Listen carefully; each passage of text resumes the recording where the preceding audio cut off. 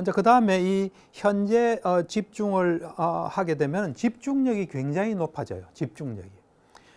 자꾸 생각하면 집중력은 떨어질 수밖에 없어요. 왜냐하면 생각하는 사람이 한 생각만 골똘히 하잖아요. 이 생각했다, 저 생각했다. 계속 이래 대상이 막 이래 바뀌기 때문에 이 집중력이 약해요. 우리가 예를 들면 이 낙수물이 똑똑 떨어져서 떨어지다가 바람이 불어 여기 하면 떨어지고 또 여기 떨어지고 이러면 뚫을 수가 없잖아요. 똑똑해서 떨어지면은 이 낙수물 하나하나는 큰 힘이 아니지만 계속해서 떨어지게 하면 뚫을 수가 있잖아요. 이 마찬가지예요. 우리 정신도 현재에 집중하게 되면 현재에 딱 집중이 되기 때문에 집중력이 굉장히 높아집니다. 집중력이 높아지면 뭘 본 거를 잊어버리지 않게 돼요. 어떤 사람 보고 어제 무슨 일 있었습니까? 잘 모르겠어요 하는 사람 생각 많은 사람이에요. 그냥 딱 있는 일에 계속 집중하면 쫙 기억이 날 수 있습니다. 그래서 내가 이래 보면 마음이 자꾸 여기저기 가면 마음이 약해져요. 마음이 한 곳에 딱 특히 현재 유익한 마음인 그 현재에 있게 되면 마음이 굉장히 강해지고 상상을 초월하는 힘이 여기서 나옵니다. 그래서 우리가 요즘 멘탈 이래 이야기하는데 그 멘탈을 강화시키는 가장 간단한 방법이 현재 집중이에요. 내가 볼 때는 이거 돈으로 한 사람은 엄청난 돈이에요. 예를 들어서 현재 집중을 해서 우리가 이 멘탈이 강해지면 예를 들어 200만 원 월급 받고도 잘 살 수 있어요. 왜냐하면 이 멘탈이 한 500만 원 역할을 해요. 근데 500만 원 받아도 멘탈이 약하면 괴롭게 살 수밖에 없어요. 그러니까 우리가 정말 뭐가 중요한지를 좀 잘 알고 해야 될 것 같아요. 그래서 현재에 집중하게 되면 강력한 힘이 나오게 됩니다. 그리고 이제 현재에 집중한다는 것은 언제나 뭔가 일을 하는 상태라 보면 돼요. 그 반대인 생각은 일을 하지 않는 거예요. 예를 들어서 우리가 시험이 있다. 그럼 계획 세우는 것은 실제로 공부하는 건 아니잖아요. 그렇잖아요. 미래로 마음이 가서 요렇게 해야지, 요렇게 해야지. 그러니까 축적되는 게 하나도 없습니다. 근데 현재에 집중하게 되면 그 시간이 계속 축적이 되는 거예요. 그래서 뭔가 성과가 있게 됩니다. 그 다음에 이제 현재에 있게 되면은 여러 가지 인상이 좋아질 수밖에 없는 그런 상태가 돼 있어요. 그거는 이제 뭐 시간이 없기 때문에 자세히 이야기를 못 하겠는데 자신감도 많아지고 몸도 가벼워지고 부드러워지고 뭘 할 수 있는 충분한 상태가 되고 자신감도 생기기 때문에 믿음도 굳건하고 이러기 때문에 자연적으로 사람들은 그런 인상을 받을 수밖에 없어요. 그 다음에 잠도 잘 자게 됩니다. 잠 못 자는 사람 보면 하여튼 뭐 이래 걱정거리 있는 사람들, 화난 사람 잘 못 잡니다. 현재에 집중하게 되면 수치가 탁 빨리 떨어져서 잠을 잘 잘 수 있습니다. 그리고 뭐 당연히 성공하겠죠. 또 인간관계가 좋아집니다. 현재에 집중한 사람은 현재에 일어난 일을 잘 보기 때문에 사람을 봐도 마찬가지예요. 그 사람을 볼 때 저 사람이 지금 어떤 마음 상태인지 어떤 걸 좋아하는지 어떤 걸 싫어하는지 내가 이야기하는데 재미없어 한다든지 또 흥미있어 한다든지 재미없는 이야기는 빨리 끝내는 게 좋아요. 또 흥미있는 이야기는 좀 더 할 수 있고 해서 지금 이 눈앞에 벌어지는 것에 그걸 잘 보고 있기 때문에 인간관계도 좋아질 수밖에 없어요. 그러니까 어떤 사람 자기 생각으로 사는 사람이 있어요. 어떤 사람 회사 취직하면 그냥 회사가 어떻게 돌아가는지 잘 보고 그에 맞게 해야 되는데 자기 생각으로 뭐 중요한 거 하는데 회사가 볼 땐 중요하지 않은 일을 할 수 있어요. 그럼 그 사람 좀 골치 아픈 사람이 되는 겁니다.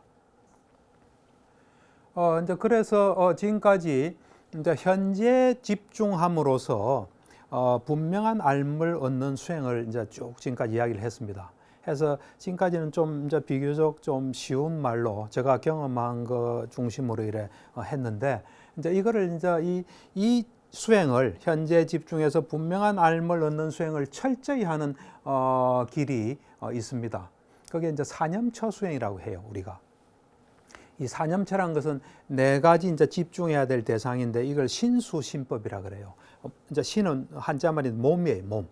우리 몸에서 일어나는 걸 면밀히 관찰하는 거예요. 그 다음에 수해서 느낌을 우리한테 항상 느낌이 일어나지 않습니까? 그 느낌을 또 철저히 관찰해요. 그 다음에 심, 마음을 또 철저히 관찰해요. 그 다음에 우리한테 일어나는 어떤 현상, 또 우리가 터득해야 될 것, 이것들이 어떤 상태인지를 이제 잘 체크하는 그런 수행이 사념처 수행이에요. 이 사념처 수행은 이제 이 초기 경전에 뭐 여러 군데서 산발적으로 나오는데 사념처 수행에 대해서 완벽하게 아주 완결판으로 부처님께서 설해 놓으신 게 대념처경이에요. 대념처경. 그래서 제가 이제 많은 그 초기 경전을 읽었는데 그 중에서 이 사념처 수행이 들어있는 대념처경이 가장 중요해요. 제가 볼 때는. 그래서 불교에 좀 관심이 있으신 분은 매일같이 대념책경을 읽으시면 그게 한 50분 정도 걸리거든요. 읽으면은 점점 우리가 읽다 보면 거기 익숙해지고 또 그걸 우리가 실천하게 돼요. 읽는 것만으로도 우리한테 큰 변화가 와요. 그래서 이제 저 경우는 진료실에서 이제 그 환자분들한테 이 대념책경 소개해줘서 그걸 읽는 사람들을 보면 조금 변화가 와요. 그러니까 이제 이 대념책경은 굉장히 특별한 경이에요. 그 대념책경의 시작이 이제 부처님께서 보통 경전 설할 때 보면 뭐 여러 형태가 있는데 그 중에 하나가 비구들 이래 불러요. 비구들이 이리 오라. 그래. 비구는 이제 스님들 말하죠. 오라 해서 말씀을 하세요. 이 대념책경이 어떤냐면 이 길은 유일한 길이다. 이 도는 유일한 길이다. 중생들의 청정을 위하고 중생들이 가진 슬픔, 비탄, 정신적 괴로움, 신체적인 괴로움 다 없애게 하고 올바른 방법을 터득하게 하고 열반을 이루게 해준다. 한다. 그것은 네 가지 이 마음 챙김 수행이다. 그래 이야기해요. 그래서 그 네 가지 마음 수행은 구체적으로 말하면 몸에서 몸을 잘 관찰한다는 거예요. 몸에서 몸을. 그러니까 이 세상에 대한 그 어떤 욕심과 싫어하는 마음을 버리고 몸에서 몸을 잘 관찰한다. 아주 부지런히 근면하게 알아차리면서 마음 챙김하면서 관찰한다 이래요. 그 다음에 이제 느낌도 그렇게 하고 마음도 그렇게 하고 법도 그렇게 한다 하면서 아주 자세히 말씀하세요. 이제 이 몸에 대해서는 우리 몸이라는 게 가만히 앉아 있으면 숨 쉴 거 아닙니까? 이 숨 쉬는 거를 네 단계로 이제 관찰하는 걸 이야기를 해요. 그다음 우리가 걸으면 뭐 걷거나 서거나 앉거나 누울 거 아니에요. 그럼 그걸 또 면밀히 알아차리게 하고 그다음에 또 우리가 무슨 행동을 하든 간에 그걸 알아차리고 그다음 우리가 잘 보면 이게 몸이 32가지 부분으로 구성되어 있어요. 이제 쭉에 32가지 머리털, 몸털에서 있어요. 그걸 또 잘 이래 이제 보게 하고 그다음에 이제 우리가 지수화풍이라는 4대로 구성이 되어 있어요. 우리 몸은 잘 보면 하고 그다음에 이제 우리 몸이란 거는 결국은 이제 죽어서 뭐 시체가 되겠죠.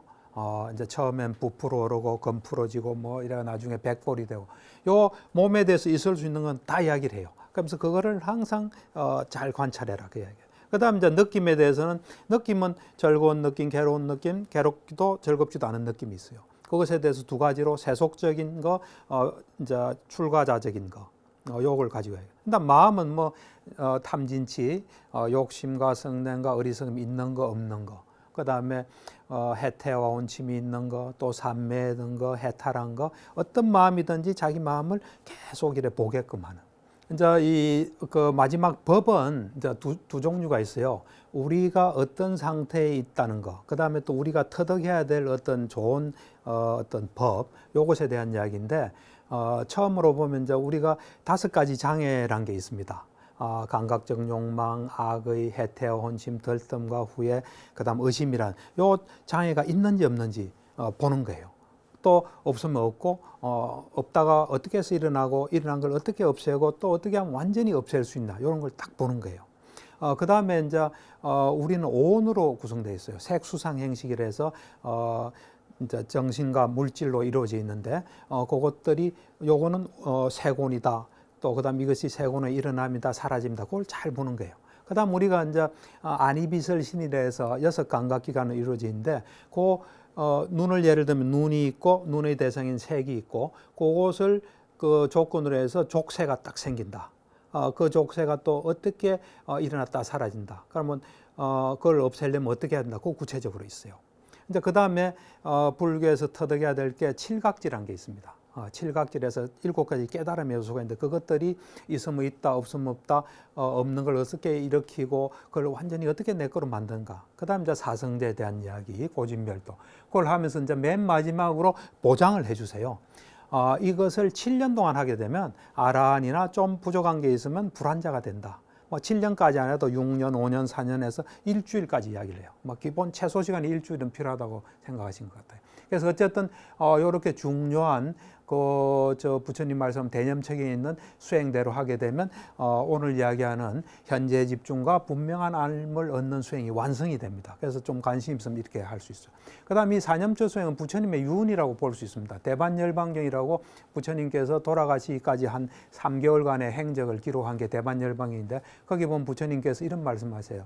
남한테 의지하지 말고 나 자신한테 의지해라. 누가 말한다고 믿고 하니까 너가 실천해서 경험하라는 거죠. 그다음에 법에 의지하고 다른 것에 의지하지 마라. 그걸 우리 이제 한자말로는 자등명 법등명이라 해요. 그러면서 부처님께서 그럼 어떻게 자등명 법등명 하느냐? 그것은 사념체에 의해서 해라 이런 이야기를 하세요.